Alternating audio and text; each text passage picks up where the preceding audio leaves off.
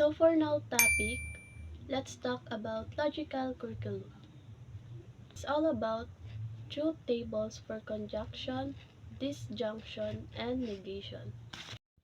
Bago tayo magsimula, kailangan natin tandaan ang 5 types of statement and their connective symbols. This symbol is conjunction at ang connective niya ay and. This symbol is disjunction at ang connective niya ay or, and this symbol is negation and ang connective niya ay not, and this symbol is conditional, ang connective niya ay if then, and the last, this is biconditional at ang connective niya ay if and only if or IFF. This statement for negation and this is the truth table. So sa negation, meron tayong P for true and Q for false. So sa P, meron tayong true false. Pag na-negate natin yung true is magiging false siya. And pag ninevigate naman natin yung F, magiging true siya. So this is the truth table of negation. And this truth table naman for conjunction, kapag gagawa pala tayo ng number of rows, it's depend pa rin sa binigay na proposition. Dahil sa proposition natin dito, meron tayong dalawa. Meron tayong P at Q. Ito, ang mga truth tables na ito ay magiging guide sa mga gagawin nating example proposition. Ito naman ang truth tables ng disjunction. Magiging guide rin natin siya. Dapat pala natin tandaan ang mga truth tables na ito dahil mag-serve sila as guide natin. So, let's start for example number 1, proposition. Construct a truth table for not, conjunction, and disjunction. Since may dalawa po tayong proposition, automatically na po na 4 na rows po tayo and column po. As you can see po, sa sinabi ko po na kanina na yung mga truth tables ng negation, conjunction, and disjunction ay magiging guide po natin sila for the example proposition po.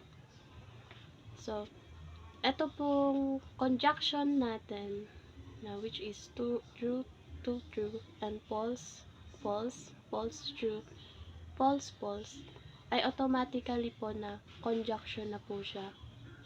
As you can see po.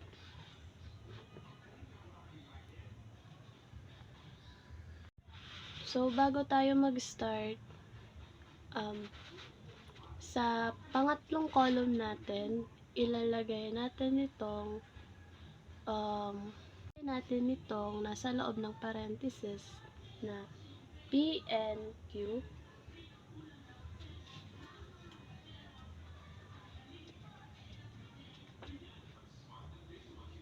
And kukunin natin ang value nila.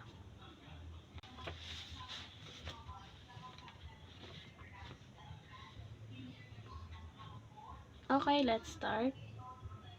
So, yung ginawa natin kaninang two tables ng column ng conjunction is same lang po dito sa ilalagay natin. So, ang value po ng conjunction, true, true, ay true. Sa conjunction po is true. And true, false, false, false, true, false, false, false, false. So, sunod natin ngayon is kukunin na natin yung value nitong negation, conjunction, and disjunction. I-negate natin sila. So, first, susulat muna natin sila.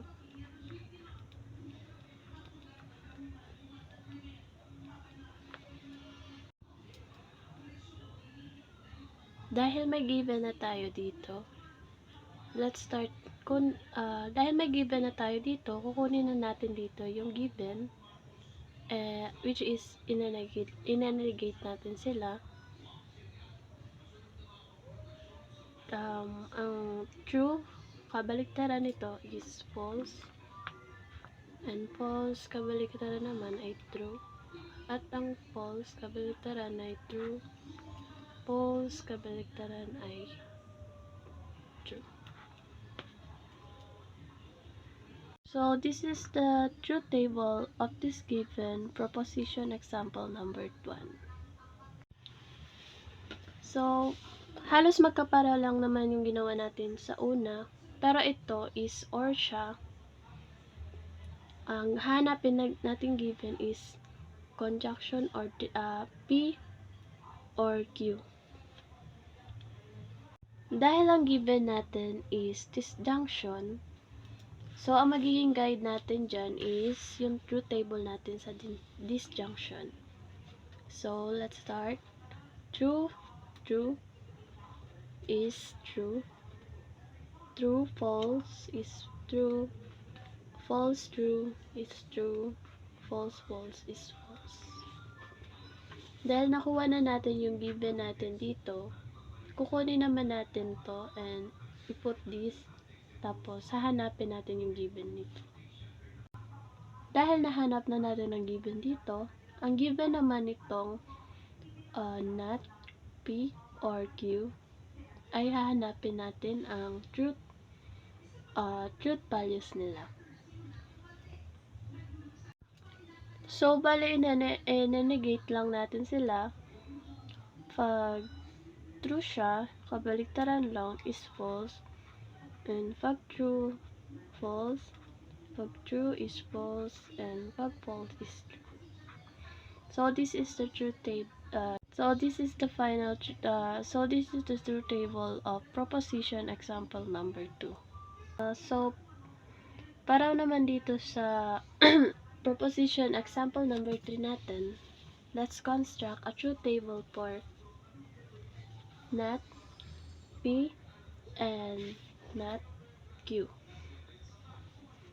First, kukunin po muna natin tong not Q and ilalagay natin siya sa pang third column.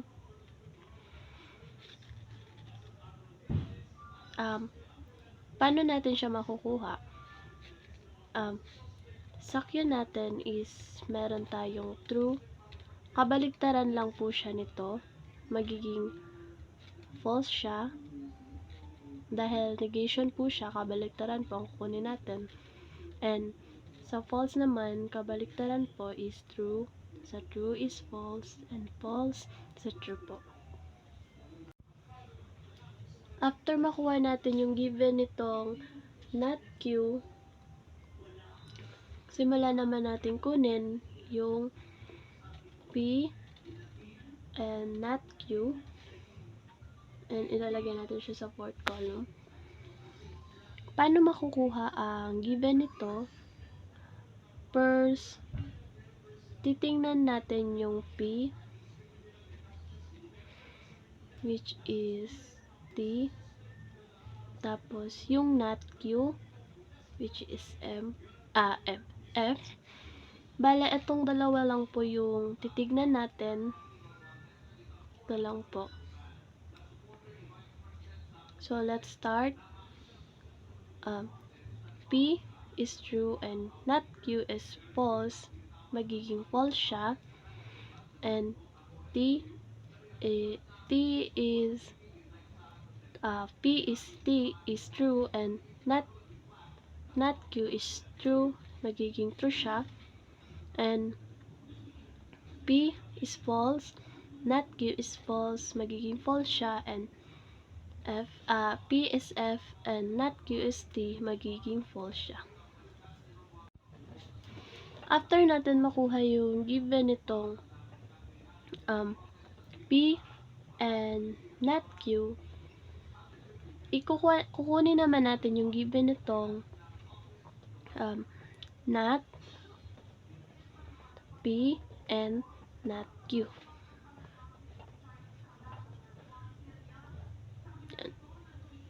So, paano natin siya kukunin? Bali, ito yung magiging basihan natin dahil i-negate dahil negation na lang tayo dahil sa not, kabaliktaran na lang po nitong P and not Q ang sagot po dito dahil negation nga siya. So, kapag F, kabaliktaran lang po is true, and kapag true is false, and false is true, and false is true. That's it. So, ito po yung truth table ng proposition, example number 3 po natin.